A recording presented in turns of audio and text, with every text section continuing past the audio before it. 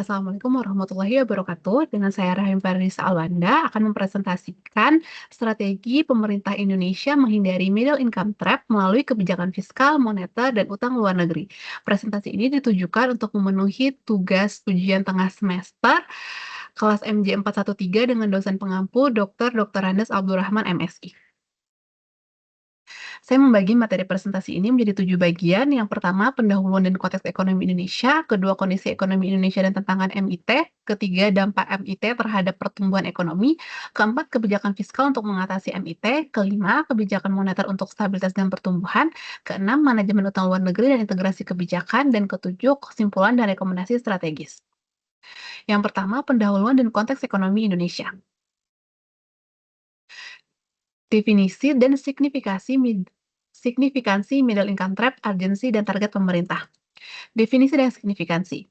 Middle income trap adalah kondisi di mana negara berpenghasilan menengah mengalami stagnasi pertumbuhan ekonomi dan kesulitan untuk mencapai status negara berpenghasilan tinggi. Fenomena ini ditandai dengan perlambatan pertumbuhan yang berkelanjutan, menurunnya daya saing, dan keterbatasan inovasi teknologi. Untuk Indonesia, memahami middle income trap sangat kritis mengingat posisi ekonomi negara sebagai ekonomi terbesar di Asia Tenggara. Selanjutnya, urgensi dan target pemerintah. Pertumbuhan ekonomi Indonesia pada tahun 2024 mencatat 5,03% dan masih di bawah target pemerintah yaitu 5,2%, menunjukkan adanya tekanan pertumbuhan. Indonesia berada pada titik kritis di mana strategi kebijakan yang tepat diperlukan untuk memastikan transisi menuju status negara berpenghasilan tinggi secara berkelanjutan dan inklusif.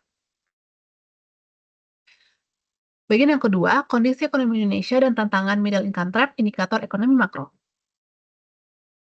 Indikator ekonomi makro dapat dilihat pada tabel berikut, di mana ada indikator pertumbuhan PDB, investasi, rasio utang per PDB, tax ratio, dan inflasi. Dilihat di tahun 2023 ke tahun 2024, statusnya untuk pertumbuhan PDB itu di bawah target, pertumbuhan investasi itu posisinya meningkat, rasio utang per PDB itu aman, tax ratio itu masih rendah, dan inflasi itu terkendali. Pertumbuhan ekonomi yang stagnan di sekitar 5% selama beberapa tahun menunjukkan tanda-tanda middle income trap. Sektor manufaktur mengalami perlambatan, konsumsi rumah tangga melambat, dan ekspor menghadapi tekanan kompetitif global. Selanjutnya, sektor-sektor yang terdampak yaitu sektor manufaktur, ekspor, impor, dan infrastruktur digital. Di sektor manufaktur, pertumbuhan melambat akibat keterbatasan inovasi dan produktivitas tenaga kerja masih rendah. Di sektor ekspor, investasi pendidikan dan R&D relatif rendah dibanding negara berkembang lainnya. Di sektor ekspor, daya saing menurun dalam produk bernilai tambah tinggi masih bergantung pada komoditas primer.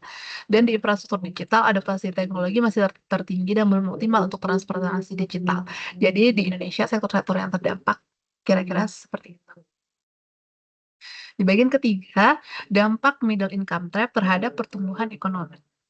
Risiko ekonomi jangka panjang. Jika Indonesia tidak berhasil mengatasi middle income trap, negara akan menghadapi penurunan pertumbuhan PDB yang progresif ke level 3-4%. Pengangguran terus meningkat, ketimpangan pendapatan melebar, dan hilangnya peluang bonus demografi. Selain itu, daya beli masyarakat akan terganggu dan investasi asing menurun karena kurangnya kepercayaan terhadap prospek pertumbuhan jangka panjang. Lalu implikasi sosial dan stabilitas. Yang terjadi adalah peningkatan kemiskinan dan kesenjangan sosial yang memperdalam ketidakstabilan sosial, kemudian migrasi tenaga kerja terhadap luar negeri yang meningkat drastis, kemudian tekanan pada sistem pendidikan, kesehatan, dan jaminan sosial membesar, yang terakhir risiko terhadap stabilitas politik dan kohesi sosial nasional. Sebesar itu implikasinya. Bagian keempat, kebijakan fiskal untuk mengatasi middle income trap. Optimalisasi pendapatan negara. Jika Indonesia tidak berhasil mengatasi middle income trap, maka negara akan menghadapi pertumbuhan PDB yang progresif yang tadi kita bahas yaitu ke level 3-4%. Maka dari itu optimalisasi pendapatan negara harus dilakukan agar Indonesia tidak stuck di middle income trap tersebut. Kemudian, restrukturisasi belanja negara dan investasi strategis. Yang harus dilakukan yaitu dengan mengalokasikan belanja kepada sektor pendidikan dan R&D, infrastruktur digital, kesehatan yang preventif, subsidi energi, dan investasi manufaktur yang harus diletakkan pada prioritas tertinggi. dengan target outcome, meningkatkan kapital manusia dan inovasi, transformasi digital ekonomi, produktivitas tenaga kerja yang meningkat, ruang fiskal untuk belanja produktif, serta diversifikasi ekonomi. Pemerintah perlu mengalihkan alokasi belanja dari subsidi konsumtif ke investasi yang produktif agar fokus pada sektor-sektor berteknologi tinggi dan pengembangan industri kreatif lainnya. Bagian kelima, kebijakan moneter untuk stabilitas dan pertumbuhan. Yang dapat dilakukan yaitu strategi suku bunga dan likuiditas. Bank Indonesia menggunakan suku bunga kebijakan atau BI rate sebagai instrumen utama untuk menjaga stabilitas harga sambil mendukung pertumbuhan. Strategi operasi moneter khas pro market dengan fokus menarik investasi portofolio asing melalui manajemen struktur suku bunga yang terukur. Kemudian pengendalian inflasi dan nilai tukar rupiah. Dapat dilihat pada tabel ini ada beberapa instrumen moneter seperti BI rate, operasi pasar terbuka, intervensi falas, makro prudensial. Dengan tujuan untuk anchor ekspektasi inflasi, manajemen likuiditas, stabilitas nilai tukar, dan stabilitas sistem keuangan dengan mekanismenya masing-masing. Pengelolaan nilai tukar rupiah yang stabil sangat penting untuk mendukung ekspor dan melindungi sektor real dari volatilitas eksternal. Kebijakan makroprudensial juga diperkuat melalui publikasi transparansi suku bunga dasar kredit dan peningkatan intermediasi ke sektor prioritas untuk mendorong pertumbuhan kredit yang sehat dengan tetap mempertahankan stabilitas sistem keuangan. Yang keenam, manajemen utang luar negeri dan integrasi kebijakan. Posisi dan struktur utang luar negeri Indonesia. Saat ini, utang luar negeri Indonesia pada Januari 2025 mencapai 427,5 miliar dolar Amerika Serikat dengan pertumbuhan 5,1% year on year.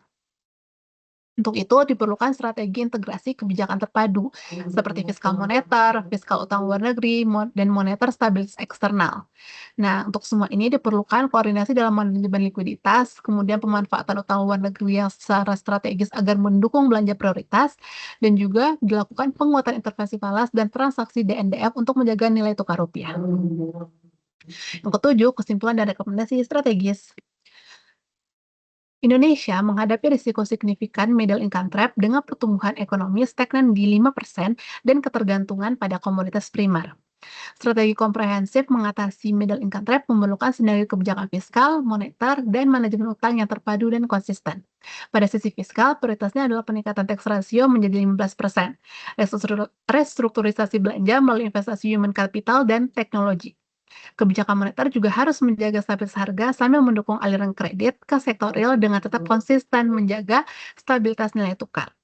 Manajemen utang luar negeri harus tetap prudent dalam pemanfaatan untuk mendukung belanja prioritas pembangunan berkelanjutan. Indonesia juga perlu fokus pada ekonomi diversifikasi, pengembangan sektor layanan dan teknologi, serta peningkatan inovasi dan penguatan daya saing global agar mencapai status negara berpenghasilan tinggi secara berkelanjutan dan inklusif dalam dekade mendatang, sehingga Indonesia bisa terbebas dari middle income trap. Anjing. Baiklah, sekian presentasi dari saya. Assalamualaikum warahmatullahi wabarakatuh.